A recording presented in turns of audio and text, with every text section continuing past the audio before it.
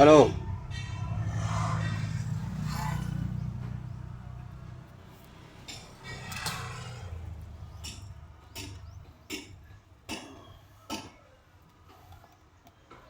ഈ PC George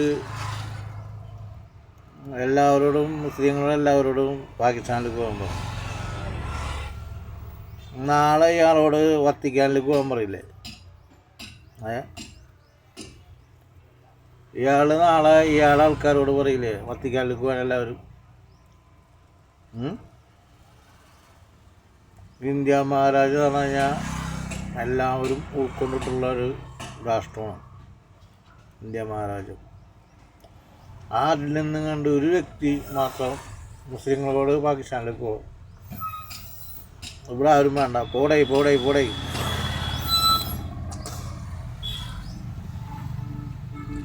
ഇയാള് ജഗതി ശ്രീകുമാറിൻ്റെ മോൻ സ്നേഹിച്ചതിന് ആ കിടാവിൻ്റെ മതം മാറ്റിയിട്ടുള്ളൂ താൻ മരുമോളായി സ്വീകരിച്ചത് അല്ലേ? നീ ഒരു സംശയം പറയട്ടെ, ചോദിക്കട്ടെ തന്നോട്. ഈ ജഗതി ശ്രീകുമാറിനെ ആക്സിഡൻ്റ് ആക്കിയത് അതിൻ്റെ പിന്നിൽ താനാണോ? അതൊരു സംശയമാണ് കേട്ടോ. താനിങ്ങനെ ഈ വിഷം തുപ്പുമ്പോൾ എന്തായാലും സംശയിക്കാണ്ടിരിക്കാൻ പറ്റില്ല.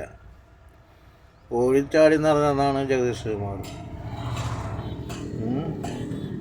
നമ്മളൊക്കെ എല്ലാവരും അമ്പിളി. ചെറിയൊരു സംശയം, അയാൾക്ക് അതിൽ പങ്കുണ്ടാ?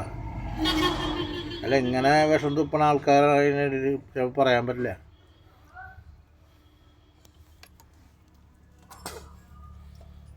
മുസ്ലിങ്ങളോട് എല്ലാവരോടും പാകിസ്ഥാനിലേക്ക് പോകാൻ പറഞ്ഞു. താൻ തൻ്റെ ആൾക്കാരോട് നാളെ വത്തിക്കാനിലേക്ക് പോകാൻ പറയോ? അല്ല, ഇങ്ങനെ പോയാൽ താൻ അങ്ങനെയും പറയും. ഒന്നില്ലെങ്കിൽ ഒരു നിലപാടെടുക്കുക, പല നിലപാടോട് നിൽക്കരുത്. ഒന്നിലൊരു വഞ്ചി നിൽക്കുക, 2 വഞ്ചിൽ വയ്ക്കരുത് കാല്.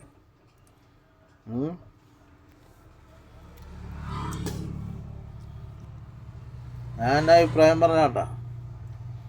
താൻ ഇങ്ങനെ വിഷം തുപ്പുന്ന വ്യക്തിയാണെങ്കിൽ ആ ജഗതി ശ്രീകുമാറിൻ്റെ ആക്സിഡൻ്റ് പിന്നിൽ എന്തായാലും തനിക്ക് പങ്കുണ്ടാവുമെന്ന് സംശയമുണ്ട്. അയാൾ ഓടിച്ചാതി നടന്നതാണ്, അയാൾ ഈ പരുവത്തിലാക്കി. അതിനെന്താ തനിക്ക് മറുപടി പറയാനുള്ളത്?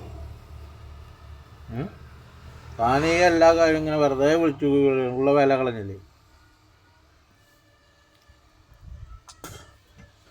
എന്തിനാണോ താൻ ഇങ്ങനെ ജീവിക്കണത്? ഒരു കണ്ടത്തിൽ നിന്ന് മറുകണ്ടം ചാടാ, ആ കണ്ടെത്തി അതിൻ്റെ അപ്പുറത്തേക്ക് ചാടാ.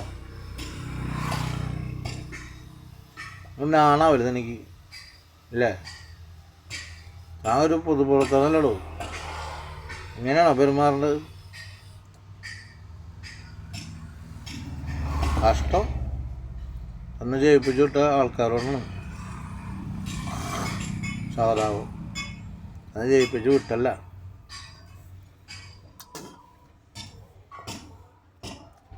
ഒരു സംശയമുണ്ട്, താനിങ്ങനെ വിഷം തുപ്പണാണെങ്കിൽ ജഗതി ശ്രീകുമാറിൻ്റെ കാര്യത്തിൽ എനിക്കെന്തോ കഴിയണമെന്നുള്ളൊരു സംശയമുണ്ട്. കാരണം താൻ നല്ലൊരു വിക്ത. എന്തായാലും ഞാൻ പറഞ്ഞ സത്യമാണോ അസത്യമാണോ ദൈവത്തിനറിയാം. ഇങ്ങനെ താൻ പറയുന്നുണ്ടെങ്കിൽ അതിൻ്റെ പിന്നിൽ ചിലപ്പോൾ തനിക്ക് അതിനെ പങ്കുണ്ടാവും.